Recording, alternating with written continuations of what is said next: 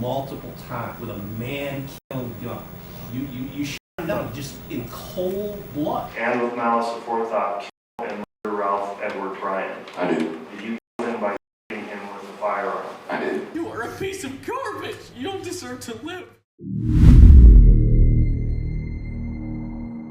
In the spring of 2020, a tragic conflict unfolded in the quiet city of Pella, Iowa. Michelle Boat, separated from her husband at the time, became increasingly upset when she discovered he was in a new relationship with Tracy Mondabo, a 47-year-old woman. On May 18, 2020, those emotions boiled over. Surveillance footage later revealed that Michelle followed Tracy for nearly an hour before confronting her outside her home. When Tracy returned to her vehicle, Michelle attacked her, fatally stabbing her while she sat inside her truck. Michelle was quickly arrested and charged with first-degree murder. Prosecutors presented strong evidence during the trial, including forensic details and video footage that placed Michelle at the scene. The case went to trial in May 2021, where Michelle claimed she acted out of extreme emotional distress. However, the jury deliberated for less than an hour before delivering their verdict. Roughly 3 p.m. on May 11th, 2021, who is the foreperson of the jury? And is it number 8? Yes, Your Honor. Has the jury reached a verdict? We have, Your Honor. Is the verdict unanimous? Yes, it is, Your Honor. I'll have you pass your envelope to the court attendant.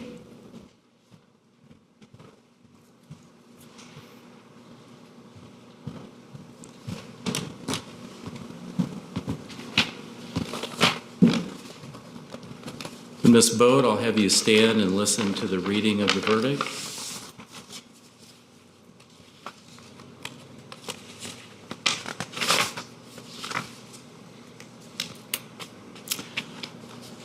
In the matter of the state of Iowa versus Michelle Lee Boat, we, the jury, find the defendant guilty of murder in the first degree, verdict form number 1.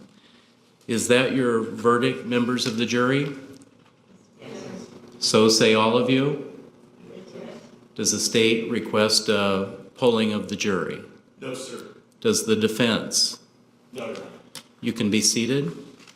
Michelle Boat was found guilty of first-degree murder and was sentenced to life in prison without the possibility of parole, the mandatory sentence under Iowa law for such a conviction.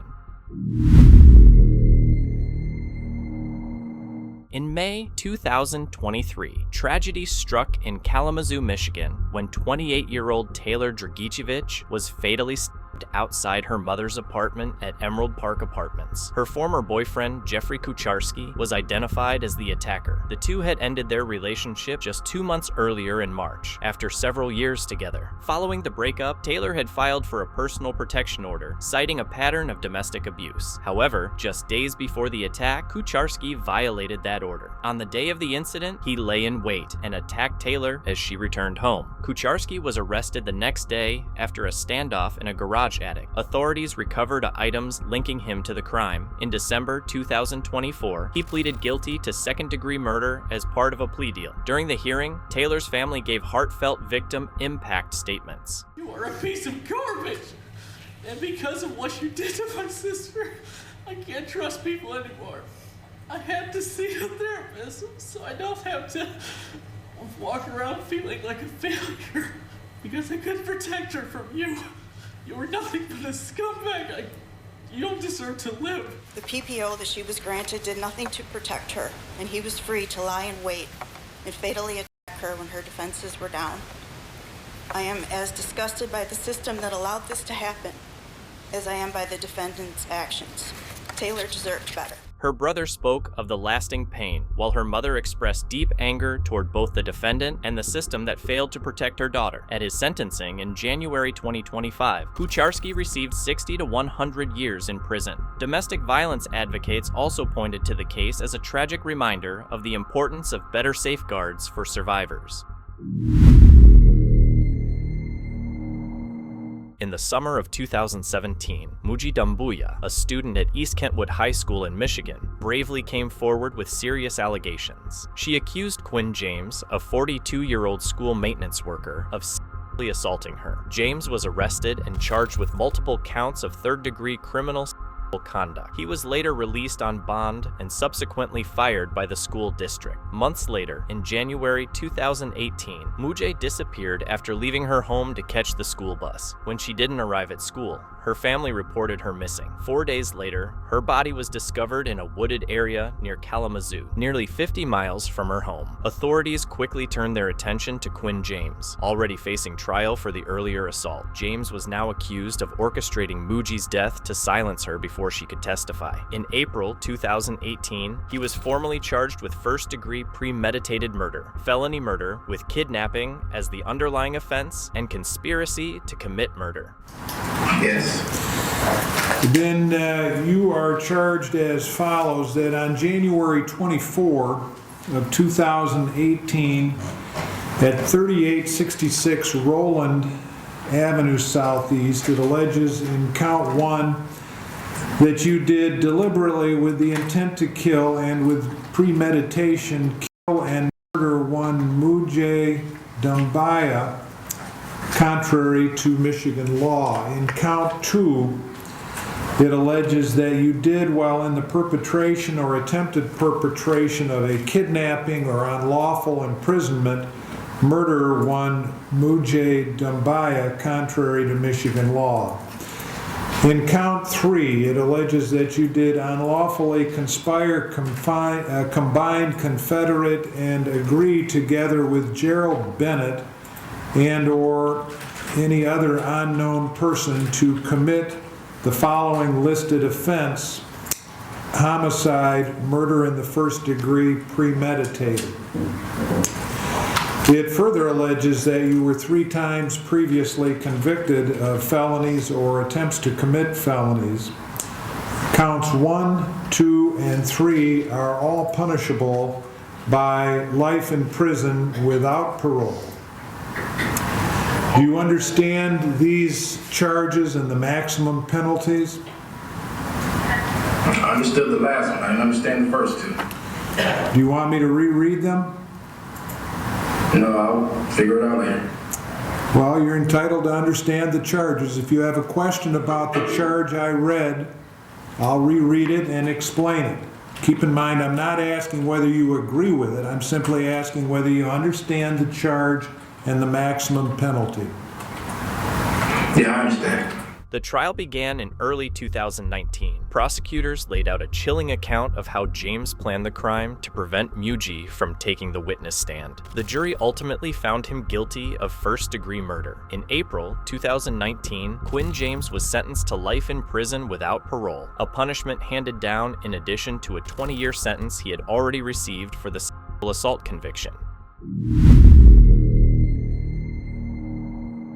On November 5, 2014, a shooting in Charlestown, Massachusetts changed 2 families forever. That night, Ryan Morrissey was walking with his friend James Lawton when fire erupted near a neighborhood convenience store. Ryan was fatally struck while James was injured but survived. Police launched an investigation and eventually identified Julio Baez as the getaway driver. 2 other suspects were accused of firing the shots, but both were later acquitted during trial. That left Baez as the only person convicted in the case. During the trial, victim impact statements painted a heartbreaking picture. Ryan's father recalled the night everything changed. November 5th, 2014 was the beginning of a long nightmare. James Lawton spoke about the pain, both physical and emotional, that still lingers. I not only have the mental pain, but the physical pain that's a constant reminder of what I went through and still have to live with every day.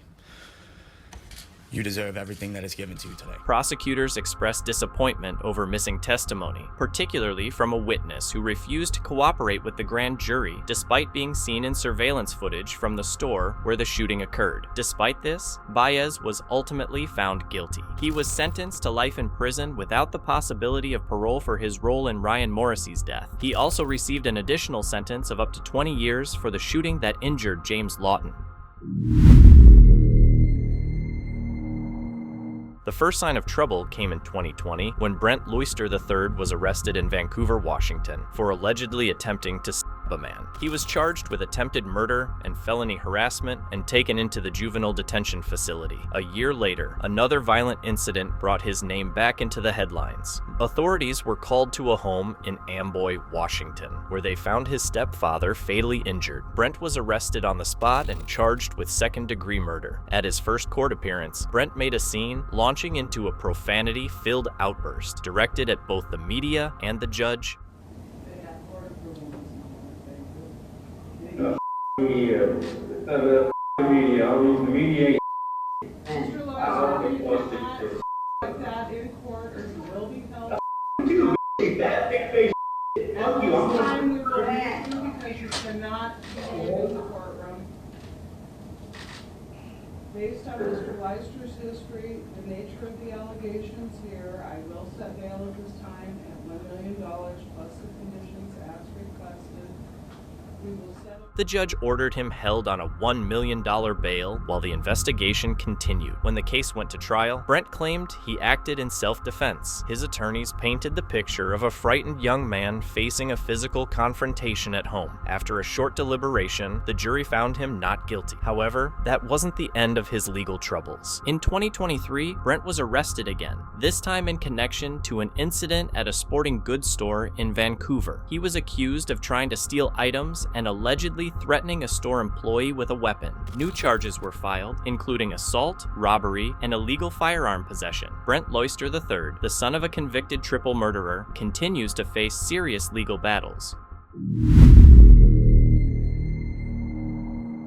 In June 2020, in Jackson, Michigan, 25-year-old Daryl Goodloe Jr. was found in his SUV near the intersection of Euclid and Merriman Streets, suffering from gunshot wounds. Despite his critical condition, Goodloe identified his longtime friend, 32-year-old Blake Curran, as the shooter. He was transported to the hospital, but succumbed to his injuries approximately 6 weeks later. Following the shooting, Curran fled to Florida but was apprehended weeks later in Jackson. Authorities discovered Curran's fingerprints on Goodloe's vehicle and obtained surveillance footage showing the two interacting outside a nightclub earlier that night. In November 2024, a jury convicted Curran of second-degree murder, felony firearm use, and resisting arrest. On January 22, 2025, Curran appeared before Jackson County Circuit Court Judge John McBain for sentencing. Goodloe's family delivered emotional statements, with his sister expressing profound grief and urging the court to impose the maximum sentence. I just feel like it's really sad that he sacrificed his life to take a life after being blessed with another chance at life, after he did the same thing to another friend. I'm just asking you to give him the highest end of the guidelines. He's a menace to society, and he does not deserve to be in general population. And that's how I feel. He took my brother from me. He changed my family's life. Things have not been the same. I have not been the same since this has happened. His children are had to grow up without a father. It's wrong. And that's how I feel. I hope he rots in there. I hope he never makes it home. Judge McBain emphasized the premeditated nature of the crime and Curran's prior manslaughter conviction, noting that Curran was on parole at the time of Goodloe's murder. For all intents and purposes, you executed Daryl Goodloe. I mean, he was just in a car with you, and I sense that he knew you knew each other from associations in the community for many, many years. You know, he got into a vehicle with you, he had a weapon. You had a weapon. You had a 40 caliber handgun, and you shot him multiple times with a man-killing gun, a big gun. You know, it's easy to be a big, tough man when you got a 40 caliber, but you know, you shot him down just in cold blood, and so I don't see any mitigation. I mean, you're on parole at the time for killing somebody else. You wonder why your sentencing guidelines are so high. And so I'm gonna give you the high end of the guidelines. Why wouldn't I give you the high end of the guidelines? If maybe somebody can point out some mitigation, haven't heard anything from your attorney yet. If he wants to further, tell me some more mitigation, I'll listen to it. But I don't see any reason why I should downward depart from the sentencing guidelines because of what you did or didn't do in this case. It was cold-blooded murder. Consequently, Curran was sentenced to 675 to 1,000 months in prison, approximately 56 to 83 years. The judge handed down the maximum penalty under sentencing guidelines, citing Curran's violent history and the senseless nature of the crime. In July 2024, a troubling incident unfolded in the quiet town of Harwinton, Connecticut. Kevin Christopher Gangel, 24, lost his life after being struck by a vehicle outside his home on Clearview Avenue. Kevin had been in a relationship with Abigail Whipple, 20, for over a year. Their relationship, according to police, had become strained. Around the time of the incident, the two were reportedly in the midst of a serious argument. Kevin had blocked Abigail's number, and in response, she reached out to her close friend, Logan Diaz Lepardo, 21, who had a known dislike for Kevin. Investigators later uncovered text and social media messages exchanged between Whipple and Diaz Lepardo. The messages suggested rising tensions and a desire to confront Kevin. Abigail allegedly messaged Logan, saying she wanted Kevin to be hurt, and Logan agreed to meet up. The two then drove to Kevin's residence. As they approached Kevin's home, Abigail messaged him again, warning him not to film them. Moments later, Kevin was struck by a car. He was rushed to the hospital, but sadly did not survive. Authorities spent months investigating the circumstances, ultimately determining that the incident was not random. He is facing an extensive period of incarceration. The statements that he gave to police do not line up with the physical evidence. In January 2025, Logan Diaz Lepardo was charged with manslaughter, and Abigail Whipple was charged with conspiracy to commit manslaughter and accessory to manslaughter. Both suspects are being held on $500,000 bond as the legal process continues.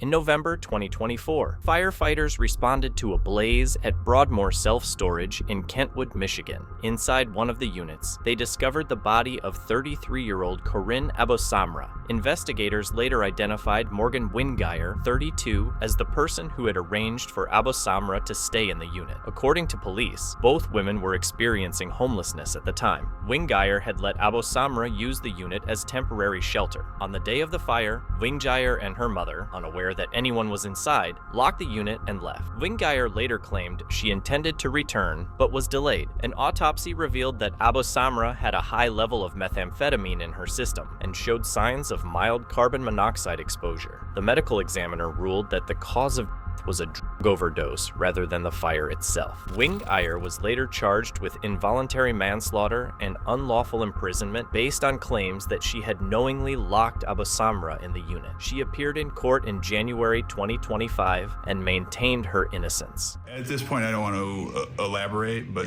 I don't believe that these charges are supported by the evidence. That's what I'll say for now. On March 20th, 2025, a Kentwood District Court judge dismissed the charges, concluding that while Wingeier made poor decisions, her actions did not rise to the level of criminal behavior. The court also noted there was no evidence that Abosamra was forcibly held against her will. In January 2025, Kaylee Dutton lost her life in a tragic incident near Enoch, Utah. She was driving with an 18-year-old boy when a group of 4 men began following them in a black pickup truck. The men wrongly believed they were being followed, and during the pursuit, Ethan Galloway allegedly fired several shots toward Kaylee's vehicle, leading to a crash. Kaylee passed away from her injuries, and her passenger sustained a minor injury. Authorities quickly identified and arrested Galloway and the driver, Michael Hess-Witucky, as well as their 2 roommates, Aldrich Filippi and Matthew Sorber-Petri. Investigators said Sorber-Petri had supplied the firearm, and both he and Felipe were aware of what had happened, but chose not to report it. All 4 men were charged and appeared virtually in Iron County Court from jail. The judge denied bail and set a follow-up hearing for February 4th. During the court appearance, Kaylee's family and friends filled the courtroom, many wearing shirts in her honor. Additional background revealed that Galloway had previously served in the U.S. Marines, but was discharged in 2022 due to conduct issues. As the case moves forward, the community continues to grieve and seek justice for Kaylee. On the early morning of September 20th, 2021, a quiet mobile home in Rexburg, Idaho, turned into the scene of a violent attack. 18-year-old Pierre Lake broke into the home of Ralph and Karen Bryan, a retired couple. Once inside, Lake stabbed Karen. He then shot Ralph using a revolver found in the house, one that belonged to Ralph himself. Despite her serious injuries, Curran managed to call 911, and both were rushed to Eastern Idaho Regional Medical Center. Sadly, Ralph never recovered. He remained hospitalized for weeks before passing away on October 8th, 2021. Curran, though severely wounded, survived. Just a day after the attack, on September 21st, 2021, police arrested Pierre Lake at his home in Jefferson County. During questioning, he confessed to breaking into the Bryans' home, Curran, and Ralph. Investigators later revealed that Lake had told his brother beforehand that he was planning to cap somebody, a disturbing sign that the act was premeditated. In October 2021, a grand jury charged Lake with 4 felonies: first-degree murder, attempted murder, burglary, and grand theft. He initially pleaded not guilty to all charges. 2 years later, in October 2023, Lake changed his plea. You believe he's failed or refused to perform? Are you fully satisfied with the representation you've received from your attorney? Yes, I am. Mr. Lake, has anyone coerced or pressured you into pleading guilty today? No. Other than the terms of your plea agreement, has anyone made you any kind of promise about what your sentence would be in this case? No.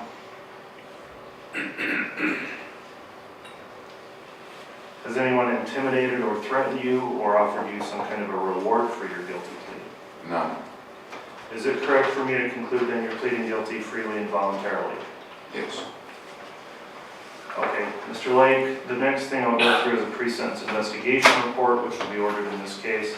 The court will order a pre-sentence investigation report, and I'll advise you of the following rights you have as it relates to that. Number 1, you will have the right to consult with Mr. Archibald when you're answering the questionnaire to get that report prepared. Number 2, the court would require you to cooperate with an investigator who's going to be writing or preparing that report. And number 3, the report will have confidential personal information about you, so it will be sealed in the case and not available for public access, and it will remain sealed, only available to the court and the attorneys in this case. Do you have any questions about that report? No. Okay, Mr. Lake, then by pleading guilty in this case, as I already mentioned, we're not going to have a trial in your case. You're waiving or giving up your right to trial. Do you understand that? I do. You understand, Mr. Lake, that means also you're waiving your right to confront your accusers, present evidence of your innocence, and the right to remain silent. I do. Finally, Mr. Lake, do you understand by pleading guilty, you become a convicted felon, so you would lose certain rights, including the rights to vote, to serve on a jury, to hold public office, and the right to bear arms? I understand. All right, at this time I am going to move forward with taking the plea in the case. Before I do that, Mr. Wood, let me just inquire from the state, given that this is a plea agreement that has proposed binding terms, has the state had an opportunity to review and detail the terms of this plea agreement with the victims in this case? Yes, Your Honor, we have. I would know throughout this process we met quite a bit with Ms. Bryan, who is the wife of the deceased and who is the victim of the attempted murder. We have gone over the details of this plea agreement and what we'd be asking. I would note, I think Ms. Bryan has a right to have this known. There are certain aspects of this that I think that she would prefer to be otherwise. Having said that, we have explained to both Ms. Bryan and her children, who are also victims in this case, the reasons for why the state is moving forward with this plea agreement. All right, thank you for that representation, Mr. Wood. All right, this time then on these 2 counts, Mr. Archibald, I'm going to ask your client for his plea. Before I do that, however, are there any final questions, Mr. Lake, that you have for me or anything you think you need to discuss in private with your attorney? No. Very well. Then on count 1, in the indictment charging you with the offense of murder in the first degree, on that count, how do you plead? Guilty. On count 2, attempted murder in the first degree, how do you plead? Guilty.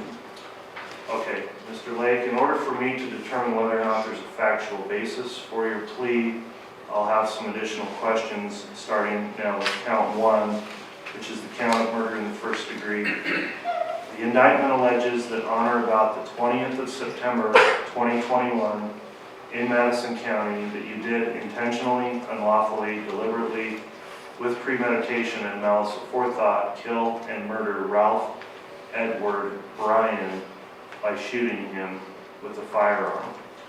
Let me ask you about the details of how that's alleged. First of all, do you agree that what you did occurred on or about the 20th of September, 2 years ago roughly, 2021?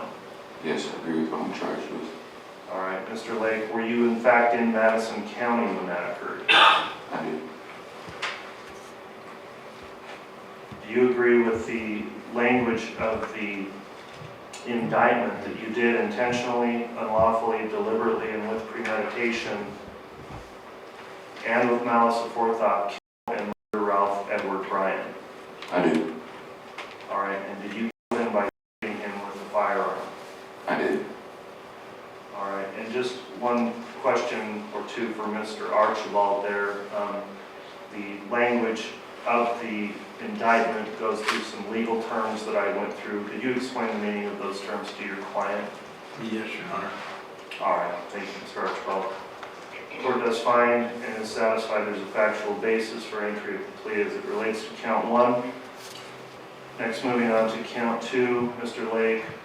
On that same date, it alleges that Pierre Lake, on or about the 20th day of September 2021 in Madison County, Idaho, did intentionally, unlawfully, deliberately, with premeditation and malice aforethought, attempt to kill and murder Curran Chapel Bryan, a human being, by stabbing her in the face, neck, and arm with a knife. So on that count, Mr. Lake, do you again agree that this would have occurred on or about the 20th of September 2021? Yes. And were you in fact in Madison County, Idaho when this occurred? Yes. And did you intentionally, unlawfully, and deliberately, and with premeditation attempt to kill and murder Curran Chapel Bryan by stabbing her in the face, neck, and or arm with a knife? Yes. Very well. Mr. Archibald again, did you explain? As part of a plea deal with Madison County prosecutors, he pleaded guilty to first-degree murder and attempted murder. In return, the state dropped the burglary and grand theft charges. The agreement recommended a 30-year fixed prison sentence, followed by an indeterminate life sentence. Okay, we're back on the record on CR 33-21-2230. In this case, the court just had a sidebar with counsel discussing the court's sentence on count 2. With counsel reviewed the statutory provisions, which are somewhat complicated because it's a crime involving a maximum of life, but it's an attempt, and then that directs to another statute, and then in addition there's a enhancement for the weapons enhancement under Idaho Code 1925-20, and having considered that, the court is going to modify the sentence imposed on count 2, which I indicated was a 30-year determinate term followed by an indeterminate term of life. And the court's concluded that the maximum possible that can be imposed, given that it's an attempt with the enhancement, is 15 years for the attempted murder under Idaho Code 18306-1, with an additional 15-year extension under Idaho Code 1925-20. So the court will amend its judgment on count 2 to a fixed minimum term of 30 years, and that will be followed by an indeterminate term that is 0, so a total term of 30 years, and that will still be concurrent with the sentence imposed under count 1 on the murder charge. So that will be amended to a 30-year fixed term as well. Mr. Wood, was there anything else you wanted to clarify or correct before I ask Mr. Archibald? On January 29, 2024, Judge Stephen Boyce handed down the sentence. Lake was officially sentenced to 30 years fixed, plus life in prison, with the attempted murder sentence running concurrently. He was given credit for 860 days already served and fined $5,000. In late 2021, Flavio Hlabangwane's relationship with his cousin, Chepang Pitsi, took a dark turn when he discovered her infidelity. Their bond, once close, quickly soured. By October 6th, the tension escalated during an argument over a bank card. In a moment of rage and betrayal, Hlabangwane took drastic actions, ending Pitsi's life. He then went to great lengths to conceal his crime, hiding it in his refrigerator. He had more than a month to get rid of those arms and those legs, and he decides he's keeping those arms and those legs in that freezer. And what's shocking, and I think this is what is shocking about this case, he then has women coming to the house, spending the nights there. He actually spends time with different women in that specific house, knowing that the deceased body parts are sitting in his freezer. I mean, that does not sound to me, my lord, with respect, like someone who wanted to get rid of the arms and the legs. The crime remained undetected for some time until a new acquaintance of Hlabangwane's made a shocking discovery and alerted the authorities. The police investigation revealed the extent of his actions, leading to Hlabangwane's arrest. It is clear that the accused has admitted each and every single element of the crime of murder read together with the provisions of Section 51(1) of the Criminal Law Amendment Act 105 of 1997. The accused has admitted all the necessary elements of the crime of defeating or obstructing the course of justice, as well as the accused has admitted all the necessary elements to sustain a conviction on count number 3, violating a corpse. Accordingly, in the circumstances, I find the accused guilty as follows. In January 2023, Hlabangwane admitted guilt to premeditated murder, defeating the ends of justice and desecrating a corpse. He revealed that he had planned the crime, even researching methods to dispose of a body before carrying out the murder. His anger and feelings of betrayal were central to his actions. By May 16, 2023, Hlabangwane was sentenced in the Johannesburg High Court. Mr. Flavio Hlabangwane is sentenced as follows. On count 1, murder read with the provisions of Section 51, subsection 1 of the Criminal Law Amendment Act 105 of 1997, sir, you are sentenced to life imprisonment.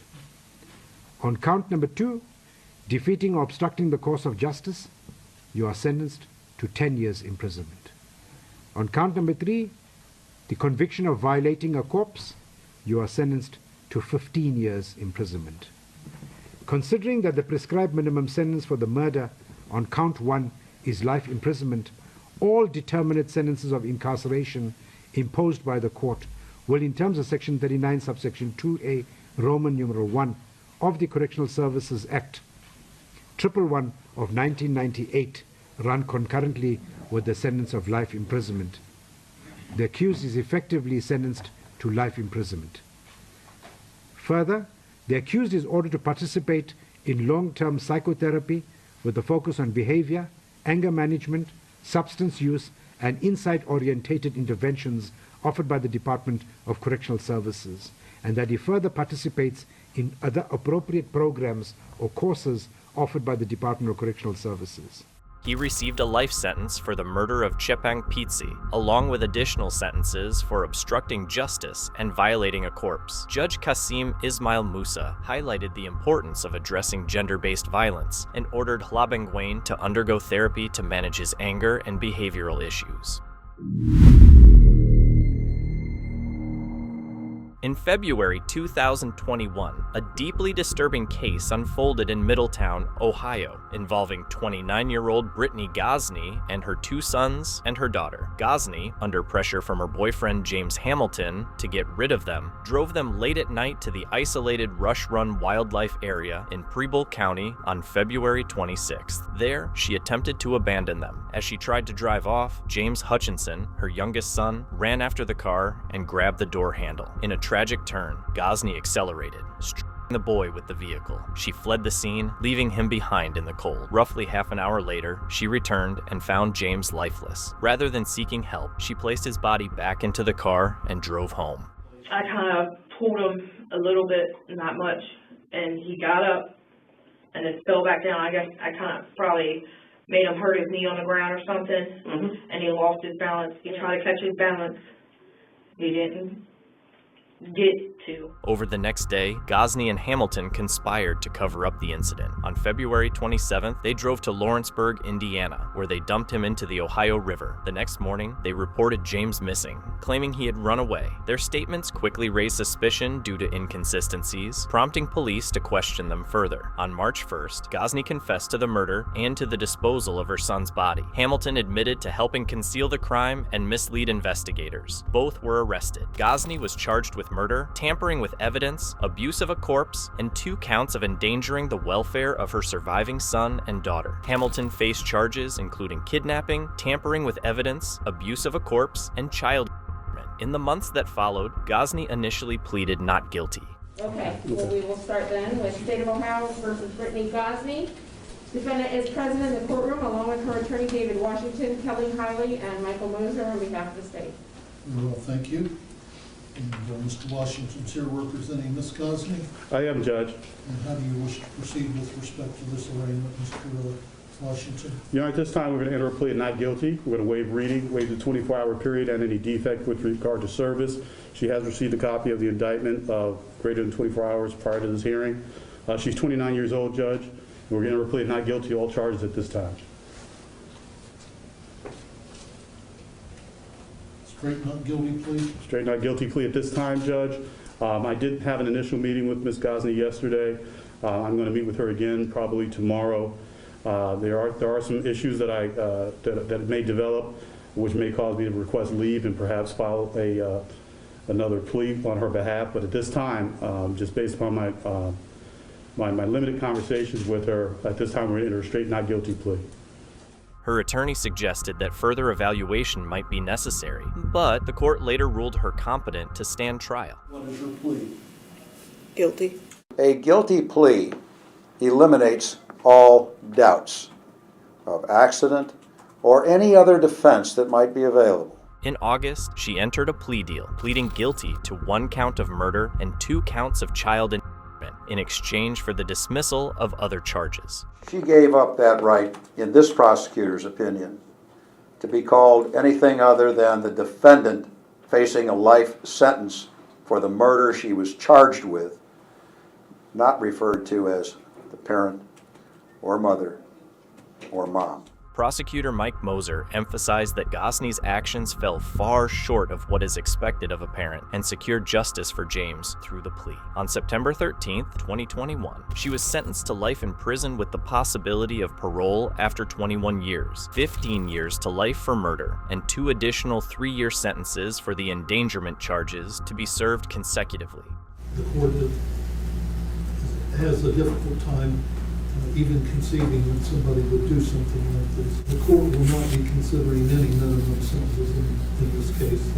The acts are so heinous that it's repulsive to the court to even consider those things. Hamilton accepted a plea deal and was sentenced to 19 years in prison. Despite multiple search efforts, James Hutchinson's body was never recovered from the Ohio River. His older brother and younger sister were placed under protective care. The case remains one of the most heartbreaking in recent Ohio history, a reminder of the devastating impact of abuse and neglect on vulnerable lives.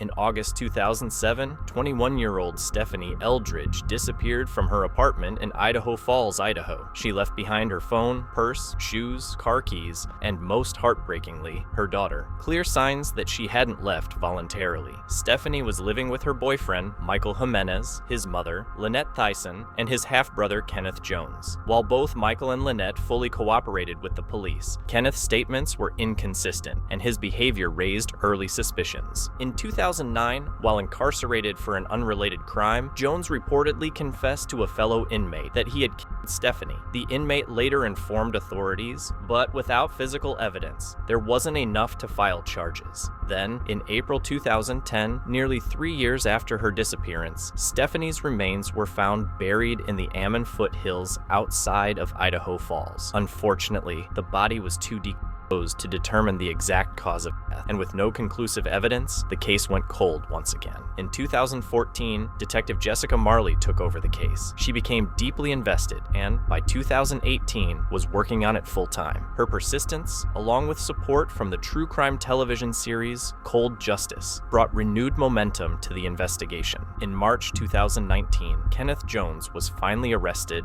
and charged with second-degree murder. At the time, he was already serving time for an unrelated arson conviction. After years of delays in court proceedings, Jones accepted a plea deal in October 2020. Not at this time. All right, so I'm going to go through these charges and just ask you how you plead. Again, this is based on the amended information, which the court has granted the motion to the amended information. Count one then is a charge of voluntary manslaughter. How do you plead? Guilty. All right, tell me what you did, which makes you guilty of this charge. First off, I'd like to say that I know sorry is a very inadequate word to apologize for what happened that day, but I want the victims to know that I am very sorry. Unfortunately, because of an altercation that happened that day and my actions, I pushed her, causing her to fall back and hit her head, and which she never recovered from. All right, this is alleged to have been about August 20th of 2007. Does that sound right? Correct. And this all occurred in Bonneville County? Yes, sir. Part of the allegation that this all occurred during a sudden quarrel where you made physical contact with her, causing her to fall and hit her head. Does that sound accurate then? Yes, sir, that's correct. Count two is a charge of destruction, alteration, or concealment of evidence. How do you plead to that charge? Guilty. Right, tell me what you did, which makes you guilty of this charge. My great shame, I didn't know what else to do, and I panicked, and I tried to conceal her body in the foothills. Again, this is alleged to have been about August 20, 2007. Does that sound right? Yes, sir. And part of the allegation is that you took the body and hid it in a shallow grave in the Ammon foothills. Does that sound correct? Yes, sir. And this all occurred in Bonneville County as well? Correct. Count three is the charge of resisting or obstruction of officers. How do you plead to that charge? Guilty. Tell me what you did that makes you guilty of this charge. In lieu of repeated attempts by officers and various detectives, I continually lied to them about events that happened that day. This is again on or about August 20th, 2007 or thereafter, all occurring in Bonneville County. Does that sound correct? Correct. All right. Mr. Clark, you satisfied?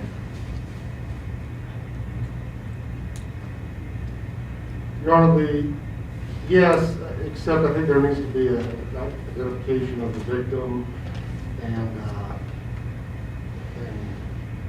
being a human being. We discussed her, but that's all that's been said. All right, good enough. All of these charges relate to Stephanie Ann Eldredge. Do you understand that? Yes, sir. When we talk about voluntary manslaughter, are we talking about you pushing and causing Stephanie Eldredge to fall and resulting in her death? That is correct, sir. And on the destruction, alteration, and concealment of evidence, you're again talking about the body of Stephanie Eldredge being concealed and buried in a shallow grave. Is that correct? Correct, sir. And then obstruction of officers is during the investigation of her disappearance. And were you lying about your knowledge of what happened to Stephanie Eldredge? Correct, sir.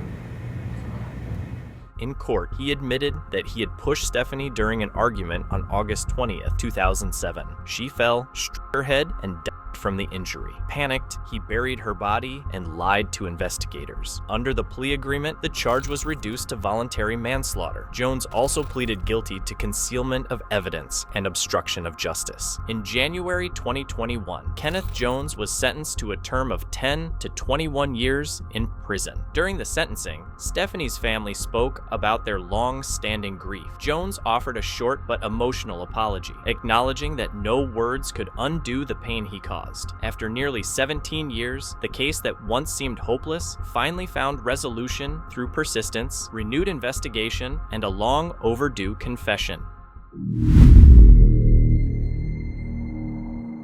In 2016, Zachary Wester began his career as a sheriff's deputy in Jackson County, Florida. To most, he seemed like just another officer patrolling the highways, pulling over drivers, and keeping the peace. But behind the badge, Wester was hiding a disturbing secret. It started small: routine traffic stops, a few questions, a search. But what those pulled over drivers didn't know was that Wester had brought something with him. Hidden inside his patrol car was a stash of illegal drugs and drug paraphernalia: methamphetamine, marijuana, items he would quietly plant inside vehicles while the drivers stood outside, completely unaware of what was about to happen. Then came the arrest, handcuffs, charges, booking photos. Wester would write detailed reports, submit evidence, and even testify under oath. On paper, the arrests looked legitimate, but they were all based on lies. Over time, patterns began to emerge. Several of the people arrested by Wester insisted the drugs weren't theirs. Many had no criminal history. Still, the system moved forward, trusting the word of the deputy over the protests of the accused. I promise on Jesus and everything else, I did not put that under there. I don't even do that. You can drug test me right now. In 2018, suspicions finally reached a tipping point. An internal review led to the discovery of a small Crown Royal bag hidden in Wester's patrol car. Inside were unlogged items, including syringes, bags with drug residue, and pills. It didn't take long for investigators to connect the dots. The Florida Department of Law Enforcement launched a criminal investigation. What they uncovered was shocking. Wester had falsified dozens of arrests, tampered with evidence, and lied under oath. In July 2019, Wester was arrested and charged with 67 criminal counts. These included racketeering, official misconduct, perjury, fabricating evidence, and false imprisonment. Among his victims were Teresa Odom, Joshua Emanuel, and Stephen Van, three individuals who became the faces of his abuse of power. The trial began in 2021. For days, the courtroom listened to testimony, watched body camera footage, and heard emotional accounts from victims. It was my word against an officer. I knew nobody was going to believe it. That wasn't my stuff. Why did you feel like no one was going to believe it? Because he's a cop. Teresa Odom described how her false arrest humiliated her and cost her time with family. That is not mine. No, sir. Okay. I'm not going to ask you any No, further. sir. The verdict was finally read. In the state of Florida versus Zachary Tyler Wester, case number 19-CF-431. We, the jury, find as follows as to the counts charged and the information. Count 1, guilty of racketeering as charged. Count 2, not guilty. Count 3, not guilty. Count 4, not guilty. Count 5, not guilty. Count 6, not guilty. Count 7, guilty of official misconduct related to Teresa Odom as charged. Count 8, not guilty.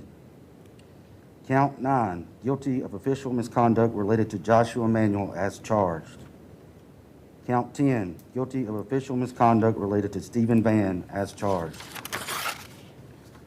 Count 11, not guilty. Count 12, not guilty.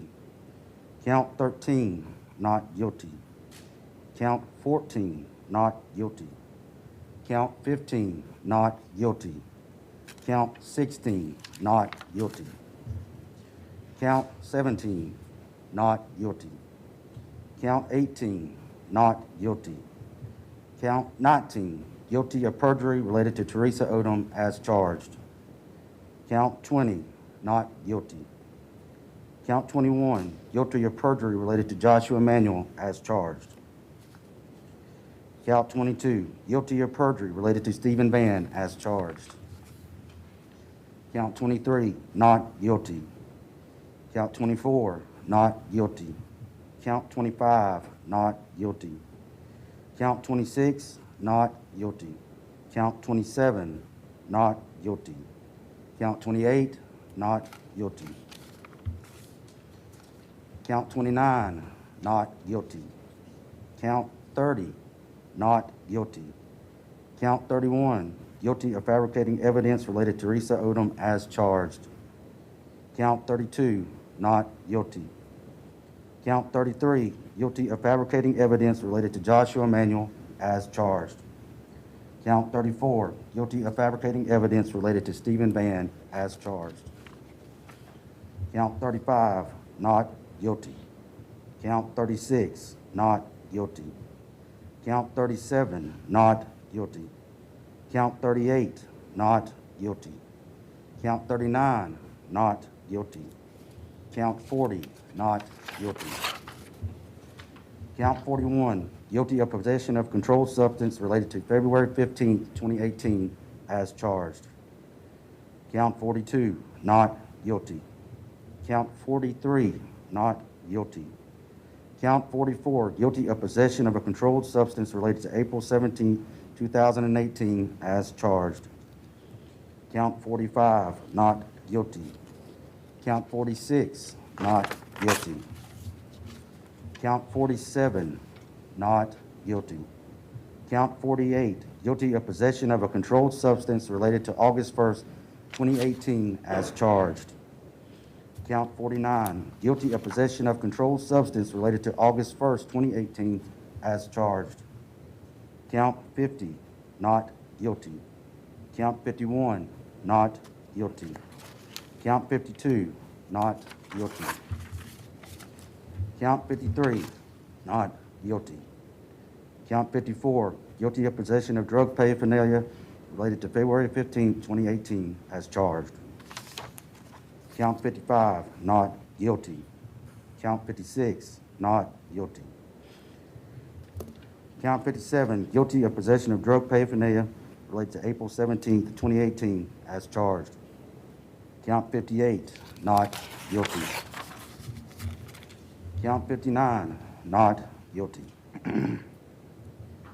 Count 60, guilty of possession of drug paraphernalia related to August 1st, 2018, as charged. Count 61, not guilty. Count 62, not guilty.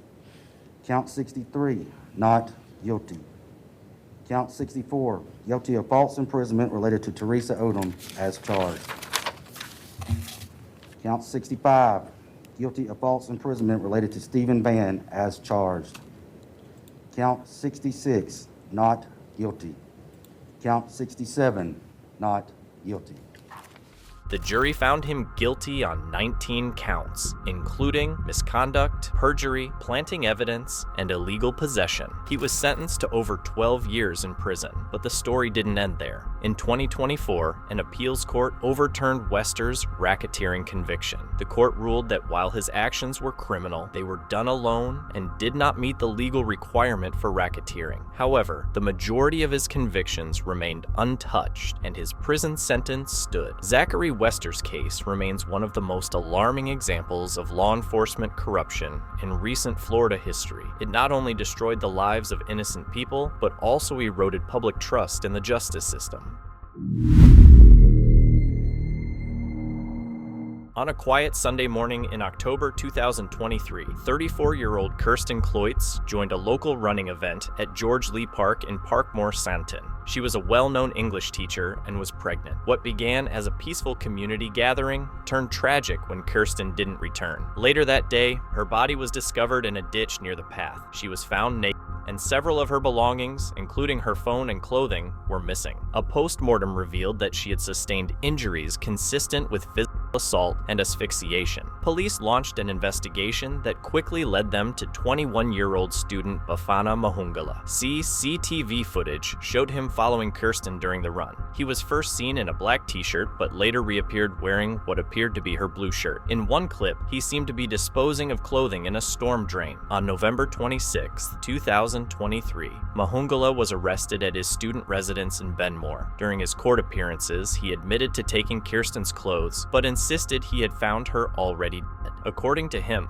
panic led him to remove and discard the items, fearing he'd be implicated. The court, however, found inconsistencies in his story and denied him bail in December. He appealed the decision, but the Johannesburg High Court upheld the denial. In April 2024, Mahungela's legal team made a third bail application, citing new evidence and alleged police misconduct.